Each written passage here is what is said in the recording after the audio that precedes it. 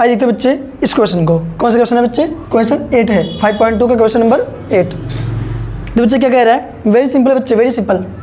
एक समांतर श्रेणी में 50 पद हैं। एक कोई एपी है, उसमें केवल 50 पद दिए ही हैं। पदों की संख्या कितनी है? 50। एन की वैल्यू कितनी है? 50। चलो ठीक है भैया, एक समांतर श्रेणी है, उसका कितना पद है बच्चे? 50।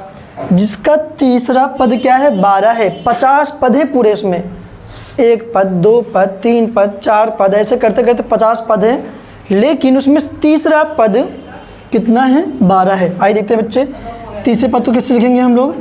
A3 क्या लिखता हूँ मैं? A प्लस में 2D। ये कितना दे रखा है मेरे प्यारे बच्चों? 12 दे रखा है।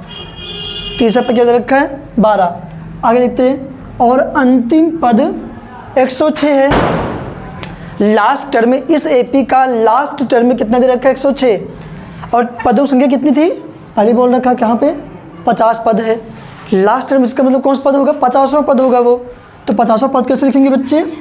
लिखेंगे बच्चे A50। A प्लस में क्या आएगा बच्चे? 49D। यहाँ पे कितना आएगा बच्चे? ये 106। कितना बच्चे? ये 106 है। क्लियर? तो ये देखो, एक एपी है, उसमें तीसरा पद, पूरे पद कितने? 50 हैं, उसमें से तीसरा पद 12 है, अंतिम पद 106 है। पूछ क्या रहा है भाई हमसे? बोल रहा भैया तब आप ना 29वां पद निकाल दिखाओ। आप बहुत ज़्यादा बन रहे हो तो कौन सा पद निकाल दिखाओ? 29वां पद। भैया ये 29वां पद को कैसे लिखते हैं? A29। और A29 इक्वल टू क्या होता है? A प्लस में 28D। ये हमसे पूछा जा रहा है मेरे बच्चों। ये है ना बच्चे? एक एपी, फिर समझो, ध्यान से मन लगा के, तन मन धन लगा के सुनो, ध्यान से वीडियो को देखो मन लगा के। क्या कह रहे हैं? एक एपी है, उसमें कुल पद कितने हैं? 50 ना। तो उसमें 50 पदों में तीसरा पद कितना है? तीसरा पद कितना है? 12। और तीसरे पद को मैं लिख सकता हूँ A प्लस में 2D। और बोल रहा है कि अंतिम पद 106 है। पदों संख्या कितनी है? 50 है। अंतिम पद कितना है? 50 है। 50 सही है, तो उसमें कितना? 106 है। A 50 क्या हो जाएगा? A प्लस में 49D देखा है इतना। और ये मुझसे पूछा आ रहा है। भैया एक काम करते हैं, इसको मैं मान लेता हूँ पहला इक्वेशन, इसको मान लेता हूँ दूसरा इक्वेशन। क्यों मान रहा हूँ ऐसा? क्योंकि मैं बच्चों A की वैल्यू, अगर D की वैल्यू पता चल जाए तो यहाँ मैं A की वैल्यू पुट कर दूंगा, D की वैल्यू पुट कर दूंगा, तो यहाँ सॉल्व करने के बाद हमारा 29वां पद आ जाएगा हमारे पास, है ना बच्चे? आइए देखते हैं। समीकरण 2 में से एक को घटा देते हैं। क्या लिखते हैं बच्चे? समीकरण 2 में से समीकरण 1 को घटाने पर, है ना? तो क्या होगा बच्चे? समीकरण 2 कौन सा है? ये वाला है, A प्लस 49D।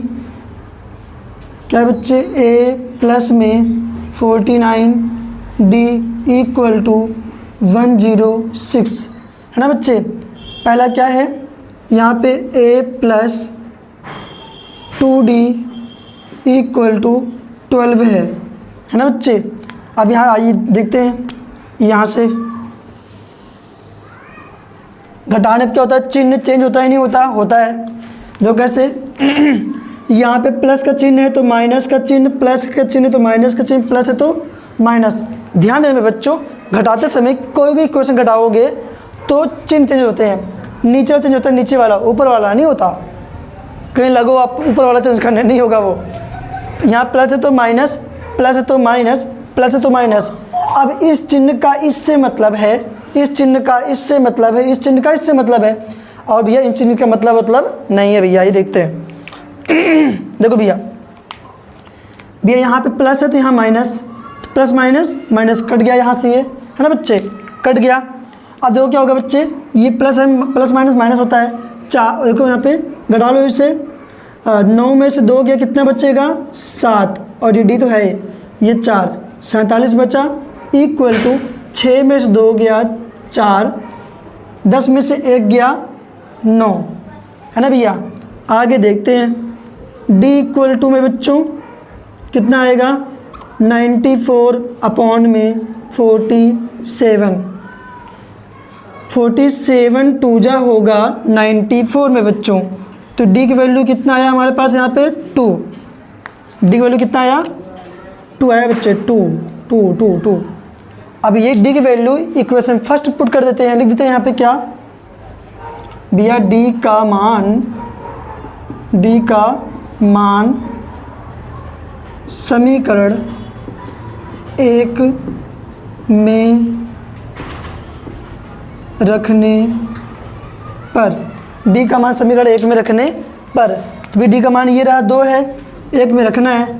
एक समीकरण क्या है हमारे पास a प्लस में 2d इक्वल टू 12 है बच्चे।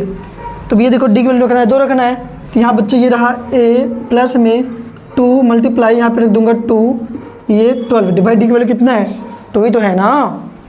अब यहाँ से क्या होगा a प्लस 2 जा 4 इक्वल टू 12, यहाँ से बच्चों क्या होगा a is equal to 12, 4 plus में क्या होएगा माइनस में a इज इक्वल टू 8 आया, कितना बच्चा आया 8। तो भैया a की वैल्यू कितना आ गया 8, d की वैल्यू कितना आ गया 2 आया था। हमें क्या निकालना है, वाह यार अब ये कुछ यहाँ पे 29वां पद निकालना है हमें ना। तो 29वां पद कैसे निकलेगा मेरे बच्चों, 29वां पद को मैं लिखता हूँ a29, क्या होगा बच्चे a प्लस में 28d, भैया तो निकालने की बात कर रहा है ना। अब देते हैं बच्चे यहाँ पे a की वैल्यू कितना है 8 है, 8 लिख दिया प्लस 28 इंटू में d की वैल्यू कितना है बच्चे 2, तो यहाँ मैंने लिख दिया बच्चे 2, तो 8 प्लस 28 गुना 56 होगा बच्चे, और 56 में 8 जोड़ो कितना आएगा 64, 64 आएगा बच्चे। इसका मतलब है कि 29th जो टर्म होगा इस एपी में, जो 50 पूरा पद है वो कितना होगा बच्चों 64 होगा।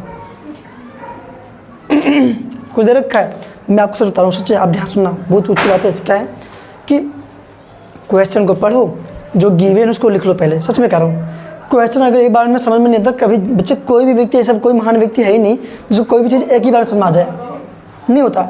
एक बार क्वेश्चन नहीं समझ में आ रहा, दुआ पढ़ लो, 3 बार पढ़ लो, आप देखोगे ना पाओगे कि एक आध बार क्वेश्चन पढ़ो नहीं समझ आएगा, 2-3 बार जहाँ क्वेश्चन पढ़ा आपको लगेगा अरे बहुत दे रखा है इसमें यार, जो दे रखा है उसकी हेल्प से आज जो दे रखा है उसको लिख लो, और जो हमें निकालना है उसके आगे क्वेश्चन मार्क लगा दो, आधा मामला शांत। ऐसा ही सच में कह रहा हूँ। अब बाकी फिर देख लो ऐसे हो जाएगा। अब बाकी नहीं हो रहा है तभी कोई दिक्कत नहीं, तो भैया हम किस लिए खड़े हैं। आप कमेंट करो, बेस्ट वीडियो आज भेजेंगे आपके पास, पढ़ाई करते रहो।